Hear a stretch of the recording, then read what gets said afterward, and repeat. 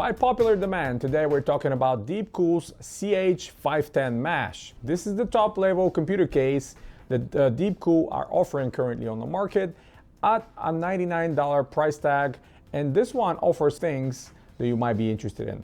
Hey guys, welcome back to our How Sense channel. My name is Ivan, and today we're checking the highly anticipated CH510 Mesh by DeepCool. A lot of people were asking me about this case right after I reviewed the CH370, and I praised the CH370 for being one of the best M-ATX cases that I have seen in a very long time, and definitely deserves my #1 spot when it comes to M-ATX cases because of the amount of room that case is offering and how easy it is to work with. Now, can the CH510 deliver the similar solutions, and does the engineering on this case matches the price tag and what DeepCool have created here? I'm going to show you on the close-ups a lot of details about this case and talk to you about the things I liked and talk to you about the things I definitely didn't like, and I think it was a missed opportunity by DeepCool to create the #1 case at a price tag of $99. So without further ado, I'm going to dive right into it. Before that, as you can see, this is my final build. What I have inside is a Ryzen-based computer system. We have a motherboard by Gigabyte. This is the X570S Master, a very good motherboard. Finally on a price that most of us can afford because, you know, dying socket, the AM4. This is not the future, but hey, it's still very good for gaming, and I can make the argument that the newer one, for the price, it's not really worth it, in my opinion. What else we have inside? This is MSI RTX 4080. Absolutely enough for any modern gaming. Up to 1440p, you can max out everything on every single game and have no problem whatsoever. Of course, the price is not good. We're not gonna say anything more about that. You know how much these are going for, and I don't agree with pricing, but unfortunately I'm not the one that makes the prices, so that's how it is. As a power supply, I'm using a 1200 watt power supply by Enermax. This is the Platinum DF. I had this power supply for a long time, and I have been trying to use it in some different builds that were not that powerful, but now with the new generation graphics cards, I can use this power supply. And in fact, if I upgrade to 4090 maybe later, I can use that power supply as well. 32 gigabytes of DDR4 RAM, 3600 megahertz by Olay, which has a very nice narrow light strip on top of it. I really like how thin and nice these RGBs are compared to some very blown giant ones. And as a cooling solution, I have a 360, which is by Corsair, and this is the H150i Elite. Kind of an overkill again for the processor. I have Ryzen 7 5700X, but this is what I had, and I bought this one around Christmas time on deep discount, refurbished from Corsair for around $70 or something like that. So it was sort of a budget, considering this one new costs close to $200. This particular case comes with only one fan in the back, and this is the exact same fan that comes in a CH370. This is minor negative. DeepCool are now offering any RGB fans or anything like that, but I have plenty of fan kits around here. So I threw in 3 Cooler Master RGB fans, 1 in the back, 2 in the front. Why only 2 in the front? I will talk to you in a second and show you some things that you're going to be interested to find out. And that's pretty much it. I think for a mid to a high-end range build, this computer is excellent, or the hardware can handle every modern day AAA title with no problem whatsoever. Actually, because how over-engineered these GPUs are and how big the cooling solution is, you can finally enjoy games without having a higher noise sound from fans. Even those of you that have used some liquid-based or liquid-cooled GPUs like the hybrids from EVGA and some other models in the past, you know they still create some noise, but these new ones are almost completely silent while running well under 70 degrees Celsius, which is quite impressive, to be honest. Does it justify the price? Probably not, but still I appreciate those things. Let's go into the case. I will tell you immediately the things that I don't like and which are the missed opportunity. One of the biggest selling point of the CH510 is this display right on the front. You'll see it right here. What they have created is a glass front panel, which is about 3 inches tall, and the display itself inside is not that big, but displays the company logo, which I think it's a missed opportunity because they could have cramped a couple more digits there. But anyway, they display the company logo and they display the temperature. So what needs to be done from your side to get the temperature going, and you need to plug in a USB header leading from that display all the way down to your motherboard and install that software. From there, you'll be able to set the temperature to be shown for the GPU or the CPU, and you can see it right away. I personally like this a lot. I don't have to have pretty much any monitoring software to show me an overlay in the game or something like that. I can just peek over and see the display and what kind of temperature there is right there. Again, saves you some money. You know, there's some nice AIOs with displays on top of them from Corsair, from Asus, from MSI, from pretty much any other brand that shows you the temperature, but they are much more expensive. And if you are buying a case already, why not get the one that can show you the temperature right away? So this is one of the biggest selling points here. Now here comes the negative right away, and you'll see on the close-ups. The biggest problem being is they give you a perfect cutout in the front to fit three 120 millimeter fans or three 140 millimeter fans. Now the problem becomes, if you want to utilize all three of them, you're not going to be able to put the top one because the cable of the display is hitting the fan right here. If you are mounting it outside of the frame. Now you'd say, okay, well, let's mount it on the inside of the frame. Yes, that's possible. And you can do it unless, of course, you're using a 360 like myself. And because these 360s tubes are placed in the front, those tubes are hitting the fan if you mount it right on the top. Well, you might suggest, okay, well, let's rotate the tubes the other way around here.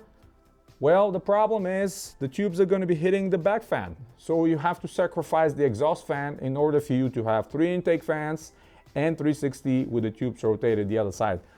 So you're making compromises already, which I'm not really cool with. They could have engineered this a little bit better and give us maybe a ½ inch more width of the case. That would have solved all of the problems. Now, I'm sure they spent some time checking those things out, and you know, I think still it's a missed opportunity from their engineering part, because if you're giving us an option to install a 360 on top, that 360 should not be obstructed by the rear exhaust fan or the intake fans whatsoever. We should have enough room and enough space to put both intake in the front and exhaust on the back without interfering with the tubes.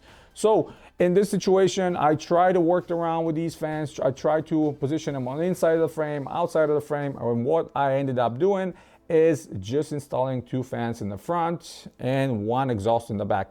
Is it ideal? No, it is not ideal. Ideally, I would love to see the 3 fans in the front, because I prefer to have a lot more intake air, fresh cold air coming in inside the case to cool the components. And of course, we have 1 exhaust in the back to exhaust the hot air, and these 3 on top for the AIO will also exhaust that air out. This is one of the major problems, and this is kind of sort of the thing that I feel DeepCool could have done a much better job just by giving us ½ inch more width of the case to solve that issue, or figure it out a connector for the display on top that is not pointing straight back towards the fans, but pointing up somehow or pointing down. That way we avoid hitting the fan blades with the fans. Another kind of a questionable decision in their design is on the side of the front panel, which is almost entirely mesh, and I really appreciate that. We have this piano black, very easily to scratch and fingerprint magnet plastic, which I don't like. I would have loved to see some matte plastic right here. And the other issue, again, is a little strip. You will see it on the side between the piano black plastic and the side frame. There's a gap right here where the air comes in unobstructed and getting sucked in by the fans, and all the dust is getting inside. So having this beautiful fine mesh in the front, it's kind of pointless because a lot of the air will come to the side as well. And of course at the bottom, DeepCool, please take a page from Antec's playbook and see how this hole in the bottom is covered easily and can be done, and still have a nudge to pull the front panel off, because having all these perforations are not really helping us when we have a giant gap on the bottom. that is sucking all the air in, coming straight inside the case. So this is kind of the biggest negative and the biggest misstep here. The rest of them are all positives. I'm going to talk to you as well.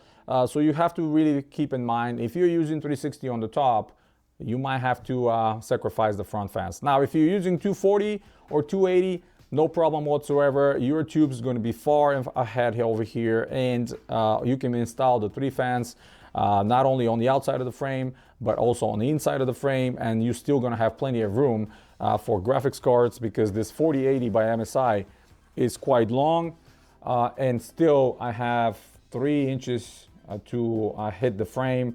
And if I place the fans on the inside, I have about 1.5 inches.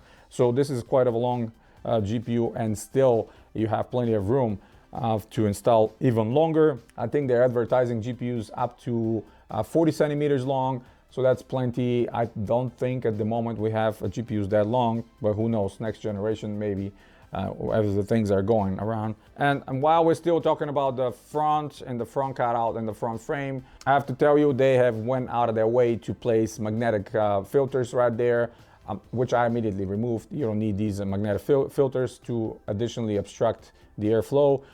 Just like on top, if we have 360 or 240, you want to remove that filter, because the air is exhausting. Even if there's any dust coming down by gravity and just accumulating, the fans are still going to blow it off. So it's not really necessary. But a good thing to mention is, even if you decide to place it on, if you don't use the computer for a while maybe, and if you want to prevent air getting through the bigger penetrations here and getting on the radiator, the magnetic filter is not interfering with the mounting screws of the AIO. They are debossed or recessed down, so it's not going to lift up awkwardly the filter, which I've seen in some actually DeepCool models back in the day. Power buttons and ports on top, we have the same size reset and power button that I've shown you on CH370. I wish they were different sizes, but they chose the same ones. Understandably, they can use them across different cases. And here we have slightly changed AIO. We have only one USB-C. We have a combo microphone and headphone jack, 3.5 millimeter, and we have only one USB 3 port. Now, personally, I would prefer to have 2, not a combo microphone and headphone jack, and I would love to have 2 USB 3s instead of USB-Cs, because I never see myself using USB-C on the front of any of the cases, but I'm sure some people have use cases they might use that as well. So it is what it is. At least I have one USB 3, and that's good enough for me most of the times, because I just plug something quickly on top and off I go. The actual width of the case is nice, and you guys know these newer generation GPUs are kind of a tall. They're extending over the frame of the bracket in the back, and with the cable, the unfortunate cable of the new generation NVIDIA, we have I still have enough room to, when I put the side glass panel, the cable is not being touched at all. It's not bent, so no problems whatsoever there. You still have about 2 inches from the top of the graphics card to the window when it comes to that space. Same goes for the back of the motherboard. We have plenty of space here for all kinds of cable management, which I really like. The only issue I kind of have, but it's not really a big issue, is the tying points of this particular case are done similar to the CH370, and they're all around the punch penetration for the motherboard or the back of the CPU, and there are a few other ones lined up on the bottom of the motherboard tray. There are not a lot of punch or zip tie tying points that are spaced around, which I would have personally preferred to see, so I can do easily cable management.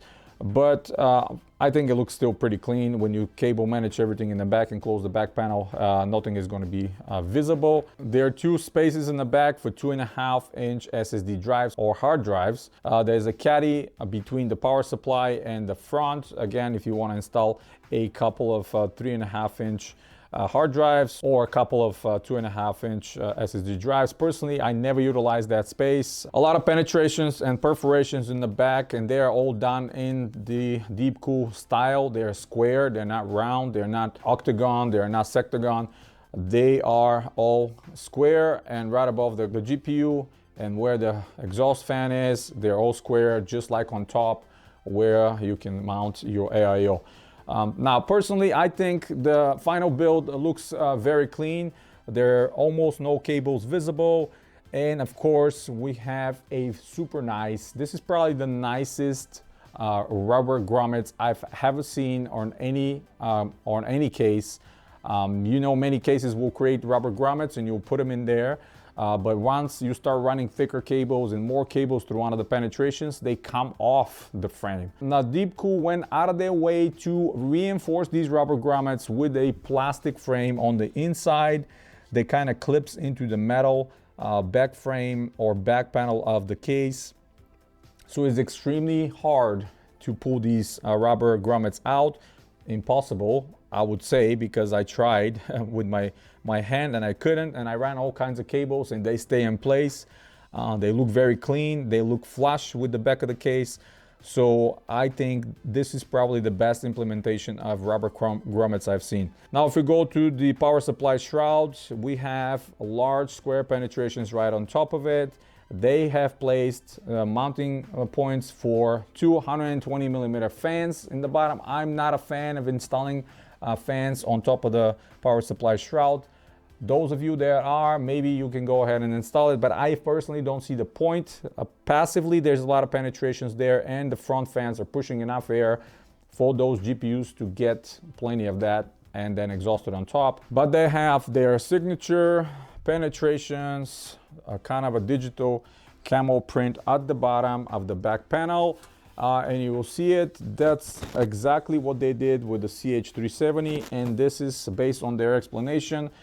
Intake for those specific fans, because if you close everything up, these fans, if you place them right here on top of the shroud, they're going to suffer a little bit. They're going to try to pull the air from the front. But based on the information from DeepCool, these cutouts here, or these penetrations right here on the back panel, which are filtered, by the way, are going to providing some extra air for these fans. Again, personally, I am not planning to install any fans there. I like the internals of the case to look much cleaner. Side window is thick framed and very similar mechanism as the CH370. Actually, it's exactly the same mechanism. We have strong magnets right on top. Trust me when I say strong, they're extremely strong magnets. They will pull this glass out of your hands when you try to push it in. From like an inch, it will pull, no problem. So it takes a little bit of force to prop the window out, but that's the beauty of it. You don't have to use any security screws or anything. If you have this case on top of your desk and you're just moving it slightly back and forward, that glass side window will never fall off. It's a full side glass window. It's not one of those that ends up on top of the shroud, which I think if they wanted to save a little money, they could have done that. And I probably prefer that kind of setup myself, but I understand what they have done here because they want to utilize the penetrations on top of the shroud to mount some fans and use for extra cooling. So overall, what can I say? I think for $99, this case can be an absolute winner. You just have to account for a few things that are kind of important. If you want to use a 360 on top, you're not going to be able to use 3 fans in the front. But if you have 240 and 280 on top, you're going to be happy with that because you can install the 3 fans on the inside of the frame, still utilize this beautiful display, which is, by the way, it's glass right in front. It's not plastic, so that's an extra touch. And I like the display. I think more case manufacturers should be using this kind of space over here to give us more information.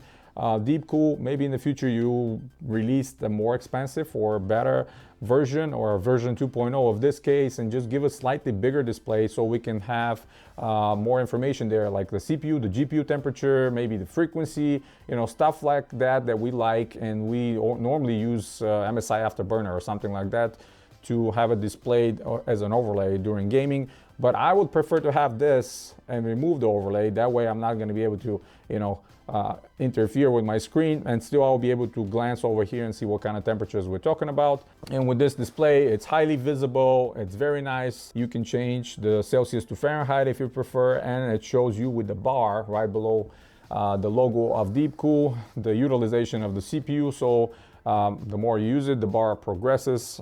So it looks really nice. It looks classy, and I really like it. And to be honest with you, this case It would have been one of my favorites and would have taken the top spot for me personally if I was using a smaller AIO. I would probably not even notice the issues that I'm talking about here, but since I had the 360 and I wanted to use the 360, and now I can inform you guys so you can make that smart purchase. And if you're planning to use a larger AIO like myself, then you have to be crafty around with the fans to be able to deliver enough air. So yeah, long story short, what can I say? For $99, I think DeepCool have done a pretty good job with this case. I think they could have done slightly better if they spent a little more time testing with larger AIOs on top. But we have plenty of space for new GPUs. We have plenty of perforations for passive and active ventilation. The case is well designed and sturdy. The glass is great. The back panel is very good. The display on the front is showing a lot of useful information. Of course, we have just a regular filter on the bottom where the power supply is, but I was not expecting to see anything fancy for that price tag. The feet are not rubber, they're again the foam, so keep that in mind. That's kind of a cheaper touch that a lot of companies are using to save money as well. But the rest of it is outstanding. It looks excellent. It looks different than pretty much any other case. If they released a white version of this case, or sort of a black and white version, just like on the CH370 with black internals and white external, I think that case would look much better. And if they ever release it, I promise you I'm gonna grab one of those to show it to you guys and do a separate review, because I think it's gonna highlight a lot of the things that you don't see here when you have a completely dark or completely blacked out case.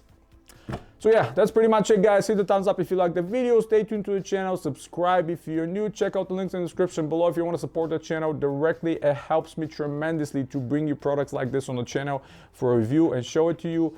And as always, guys, you have a wonderful day.